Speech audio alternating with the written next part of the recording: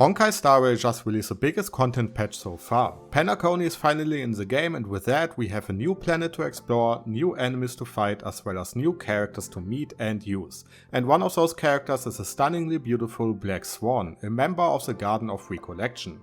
A lot of people have been looking forward to her release ever since we saw her for the first time in one of the Celestia trailers. And in this video we will talk about everything you need to know when it comes to Black Swan. Talents, light cones, relics, team composition, as well as important stats you need to hit. As such, let us get started. Black Swan is a 5-star wind unit that follows the path of Nihility. In doing so, she focuses on doing damage over time as well as increasing the damage you do to your opponents.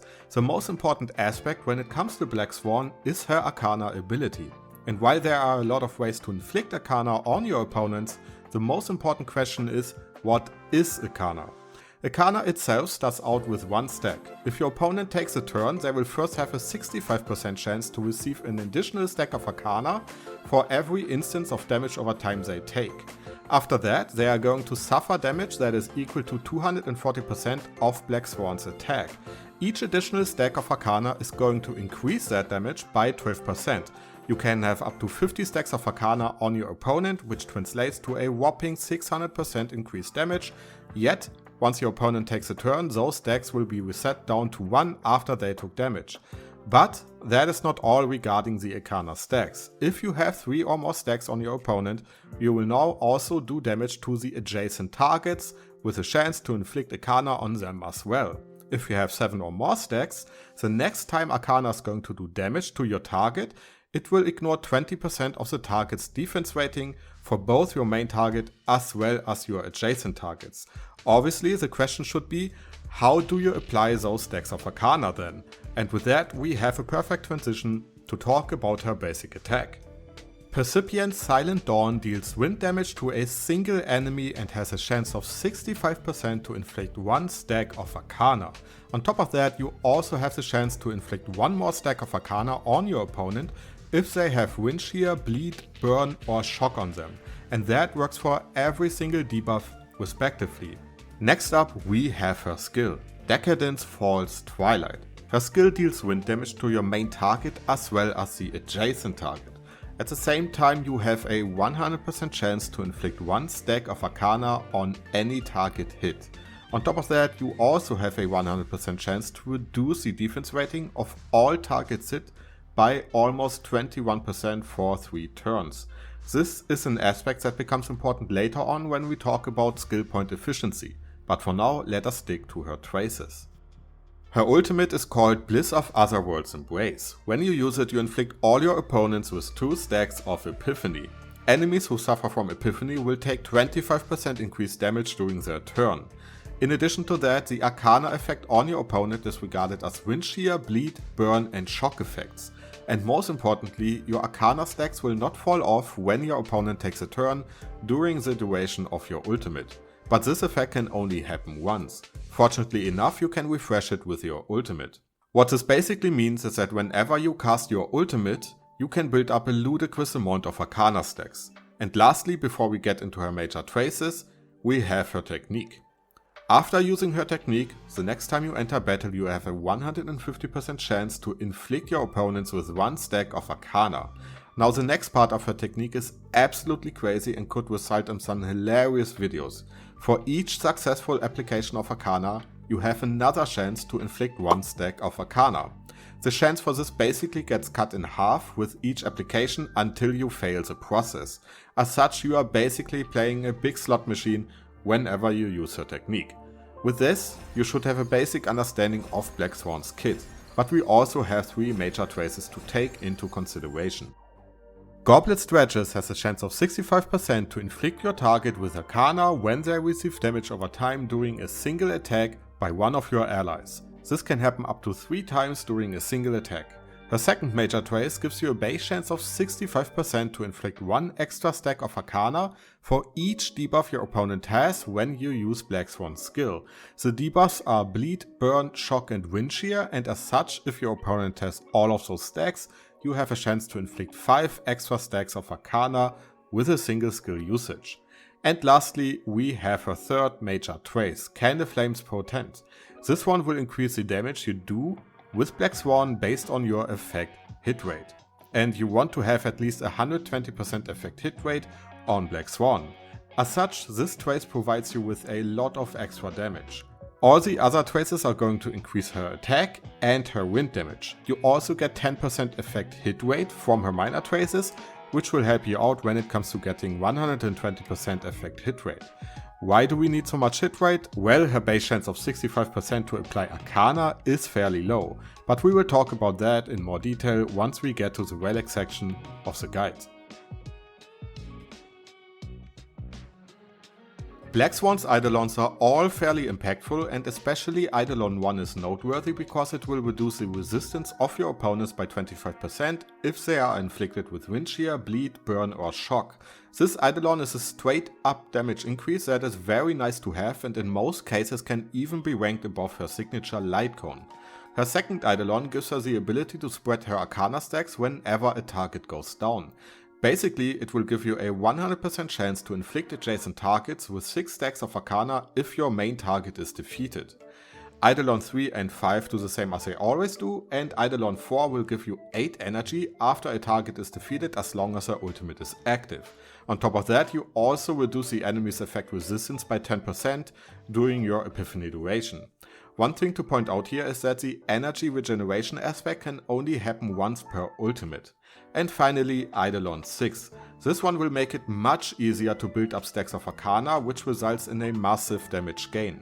Because now you have a 65% chance to inflict 1 stack of Arcana when enemies get attacked by Black Swan's allies. This will in turn allow characters like Hyhre or Ruin Mei to also inflict your targets with Arcana. On top of all of that, you also have a 50% chance to inflict 1 additional stack of Arcana when your allies attack. As such, this Eidolon is massive as it allows you to build up Arcana stacks at a much faster rate. Now, in order to summarize all of that, let me give you a quick TLDR version of her kit. Build up stacks of Arcana on your opponents by using your skill and your basic attack. Your ultimate will allow you to skip 1 round of the Arcana reset mechanic, while her passive traces enable you to apply more stacks of Arcana on your enemies due to your allies. Obviously, skill point efficiency becomes important here because you can use her in a variety of ways, but we will talk about that during team composition. For now, let us talk about relics, light cones and stats. Black Swan's relics are very simple. The best relic set you can use is Prisoner in Deep Confinement. This set will increase your attack as well as the damage over time you do to opponents. Now, in case you don't have good relic pieces for the set, you can also use a combination of the Musketeer, Eagle of Twilight and the new Pioneer set. All of them work, but like I said, the Prisoner set is without a doubt her best in slot option. When it comes to stats, as you know, damage over time can't crit. So there's no reason to go for crit rate or crit damage.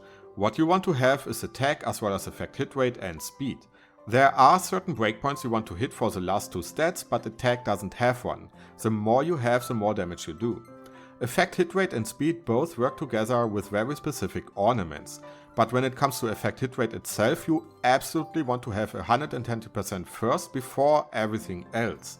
That is mainly due to her passive trace as well as a pan-cosmic commercial enterprise set, which is technically her best in slot ornament set. This set will give you effect hit rate, which makes it easier to reach the before mentioned 120%, but it will also give you attack based on your current effect hit rate. And considering that Black Swan wants to have so much effect hit rate, it is no wonder that this set is technically her best in slot option. The second set you can use is the Glamour set. This one will give you 12% attack baseline and even more attack if you reach certain speed breakpoints. Those points are 135 and 160 speed. Obviously, getting to 160 speed is extremely difficult considering that we already need so much effect hit rate, but it is still her second best in slot set. If you don't have any of those sets, you can also go for the Space Sealing Station. This one will give you attack and even more attack if you manage to get 120 speed, and that is quite easy as you only need to equip speed boots for that. Before we get to the stats on each relic piece, one point that I want to address here is what set you should try to farm. The Commercial Enterprise set or the Glamour set. And the answer here, in my opinion, is very simple. It is the Glamour set. The reason is that when you farm the Glamour set, you also have a chance to get the Penacony set, which is a really good support character set. The Commercial Enterprise set though shares its Simulated Universe spot with the Celestial Differentiator set, and that one pales in comparison to any other Ornament set. Alright, with that out of the way, let us now talk about main stats as well as substats. On your chest you want to have attack or effect hit rate. If you manage to get close to 120%, you can try to get the last few percentages from somewhere else and simply go attack. But if you need more hit rate, then go for a hit rate chest. On your boots you want to have speed or attack. For Black Swan it is important that she starts first in order to build up her Arcana stacks, and the same also applies to any of your other damage over time characters. You want to apply your damage over time effects to your opponents before they take a turn. As such, having a lot of speed is very useful. Not to mention that you need to hit certain speed breakpoints depending on the ornament set you use. When it comes to your Planner 3, you can choose either attack or wind damage.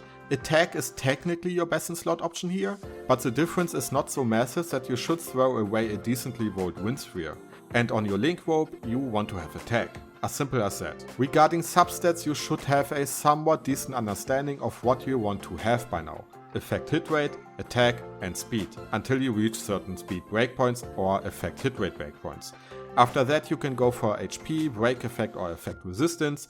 Once again, it is really important that you prioritize effect hit rate above everything else until you have 120%.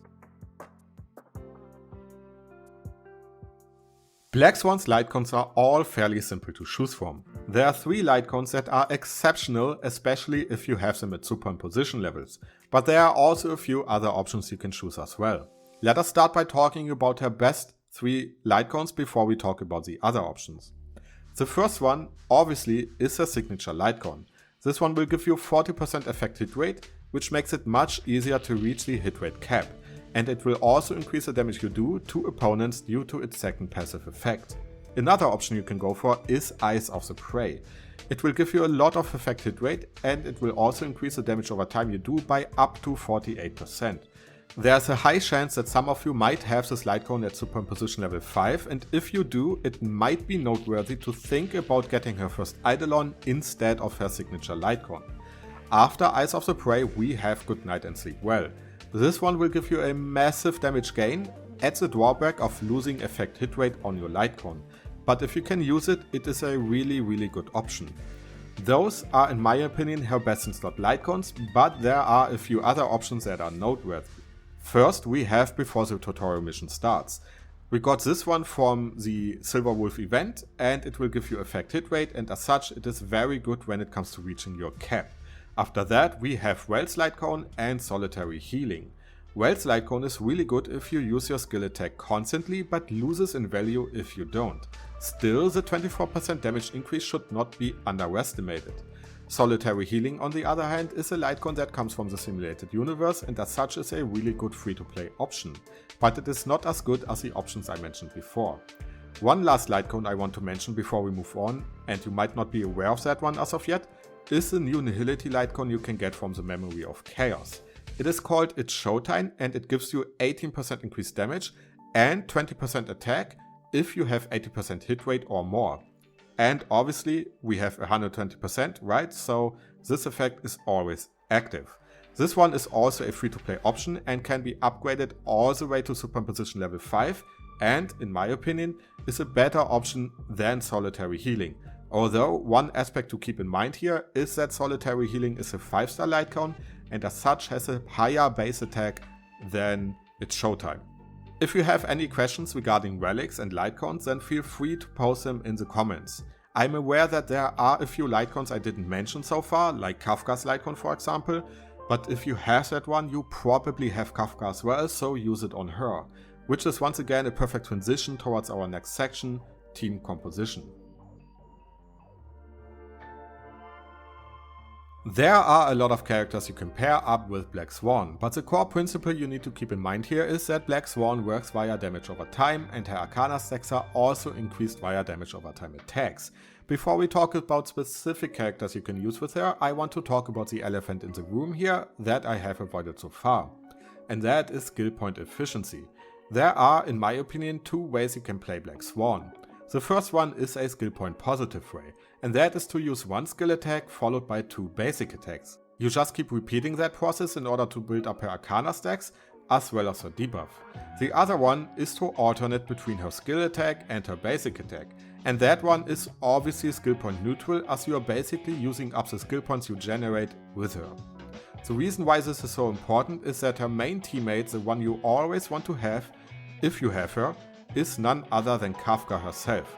Due to the nature of Kafka's kit, she will always be the best damage over time character in the game until MiHoYo introduces a character that does the same but better.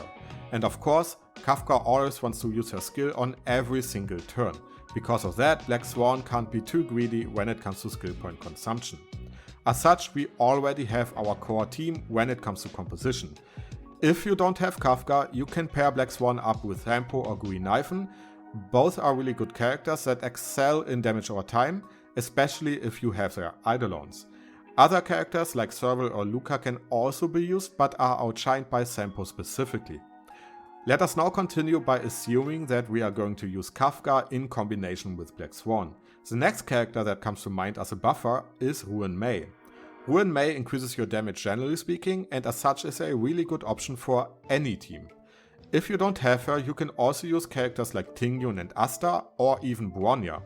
I know Bronya also increases your crit damage, but her action advancement is absolutely insane. In that case, keep in mind though that you want to advance Kafka's action, not Black Swan's action. Which leaves us with one last slot left to fill, our healer. Thankfully there's not too much that needs to be discussed here.